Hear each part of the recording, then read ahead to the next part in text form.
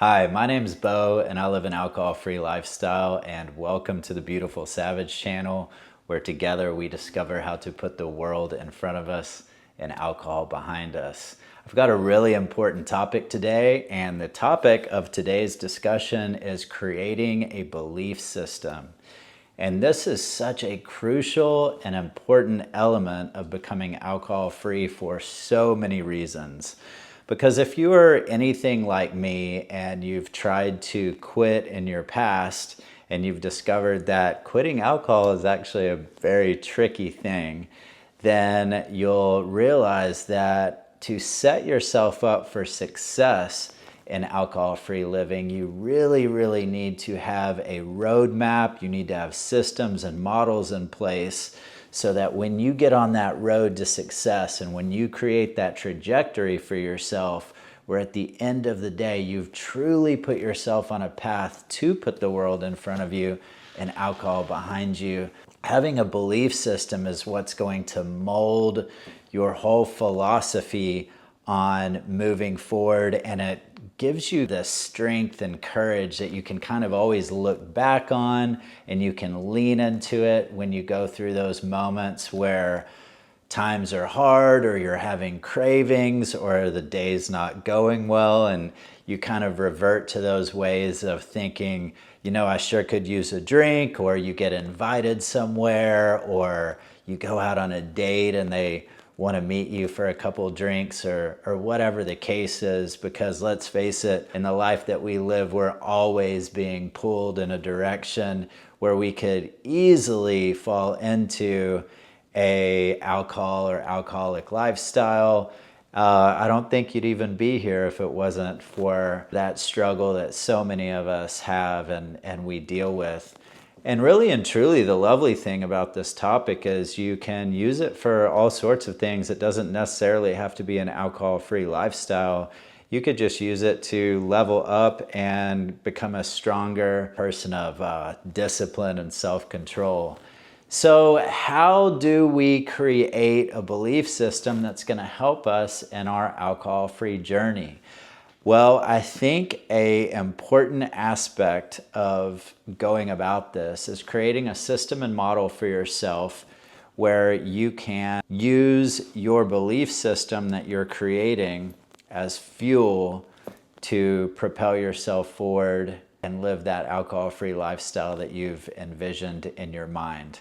I think the most important way of going about this is to be very brutally honest with yourself and to really take a personal inventory of what your life is like as a drinker, what your life was like as a drinker, and the effects that alcohol has had on your body, your mind, your relationships, your finances, your health, and all the different things that alcohol affects. What does that inventory look like, and how do we go about that? So it could be a very simple thing. It could be as easy as the old tried and true, like making a pros and cons list.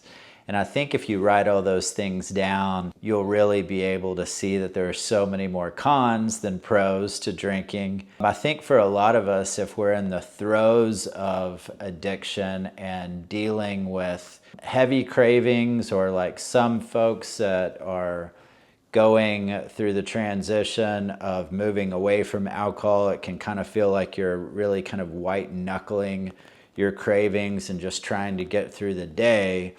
But I do believe that if you have these systems and models in place, it can really help put your best foot forward and keep you from any sort of relapse that you may have when it comes to drinking. So I'd like to share a personal story that really helped me in my alcohol-free journey, as this was something that I had previously applied to myself back when I was a cigarette smoker.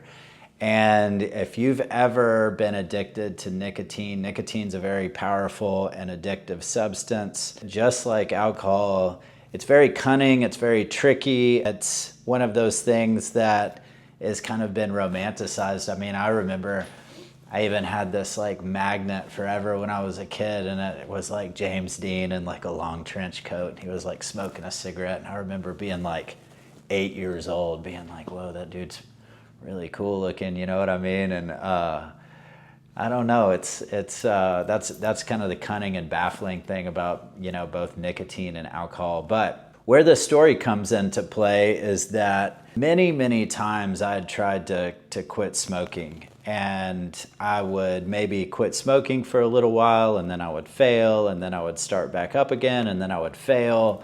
And then there'd be periods that I'd quit for a very long period of time, and then for whatever reason, I used to actually be a sailor, and I'd be out in the middle of the Atlantic on these sailboats with a crew, and you know, we're out there sailing. Everybody was like rolling cigarettes and smoking them. You kind of just do it to pass the time. But I got to the point with cigarettes that it was like every single time I smoked a cigarette, I just knew it was killing me. I just knew it was really hurting my chest.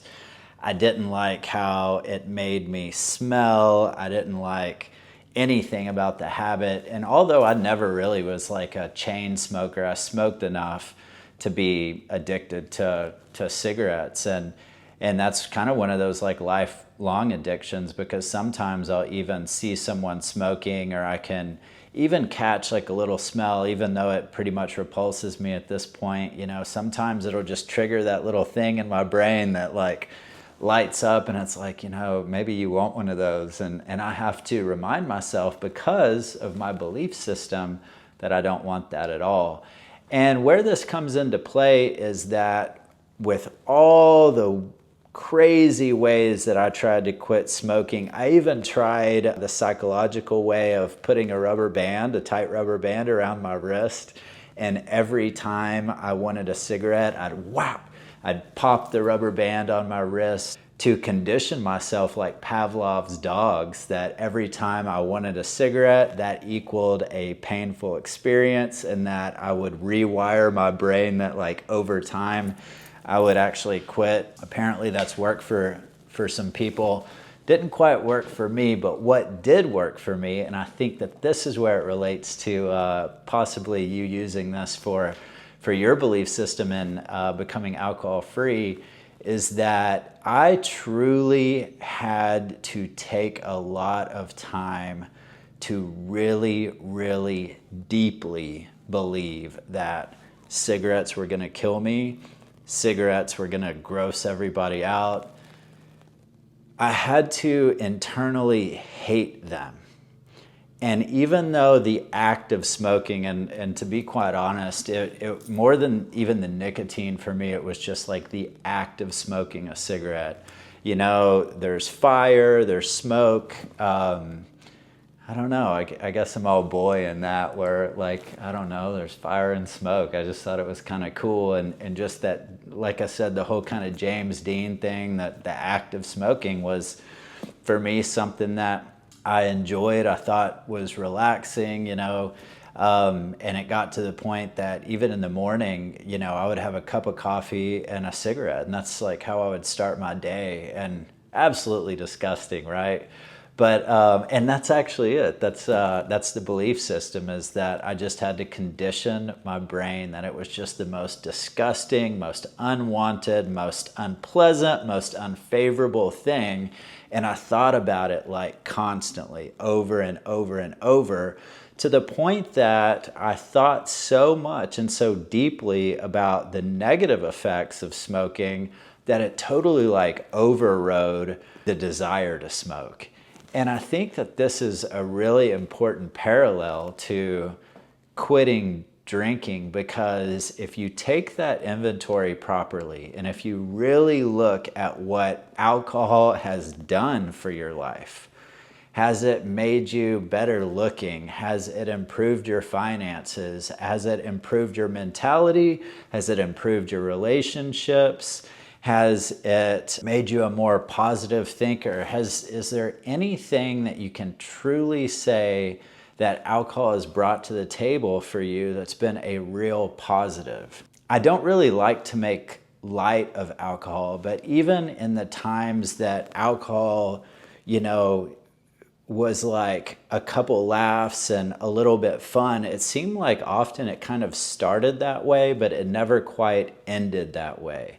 I mean, even with friends, there were times that at the beginning of our outing together, it was a lot of fun. But as soon as one of us, maybe it was me, maybe it was somebody else, maybe it was all of us, got a little too much alcohol in us, then the communication breakdowns would start happening, or, something would happen, and a really negative impact would come of the situation and come of the get together. And at the end of the day, we were all getting together to have a good time and enjoy each other's company.